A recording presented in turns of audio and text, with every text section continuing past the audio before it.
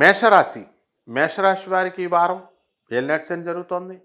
ఆ తర్వాత ఈ యొక్క గురు శుక్రులు ఇద్దరు కూడా మనకి మిథున రాశిలో ఉన్నటువంటి ఆ యొక్క గురుడు కర్కాటక రాశిలోకి వచ్చేసాడు.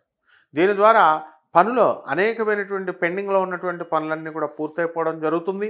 అదేవిధంగా ఈ యొక్క విద్యార్థులందరూ కూడా కావలసిన సీట్లలోకి రావడం, కావలసిన కోర్సులు తెచ్చుకోవడం అనేటటువంటివి జరుగుతాయి. వ్యాపార రంగాల్లో ఆదాయాలు అనేటటువంటివి మీరు ఊహించనంతగా ఎదిగిపోతారు. పరిహారాలు ఏం చేసుకోవాలంటే ఏలినాటి శని కాబట్టి శని జపం చేయండి, శని స్తోత్రాలు చదవండి, శనికి కిలోంపావు నల్ల నువ్వులు నల్లని వస్త్రాన్ని ఇచ్చి పేద బ్రాహ్మణులకి శనివారం నడుపుని 8 గంటలకి దానం చేసుకోండి. అలాగే దశ మహావిద్యల్లో ఒకటైనటువంటి మహాకాళి అమ్మవారి యొక్క జపాన్ని మీరు చేసుకోండి. బ్రహ్మాండంగా ఉంటుంది. లేకపోతే మాత్రం అపనిందల పాలైపోవడానికి అవకాశం ఉంది ఏలినాటి శని కాబట్టి. శుభమస్తు.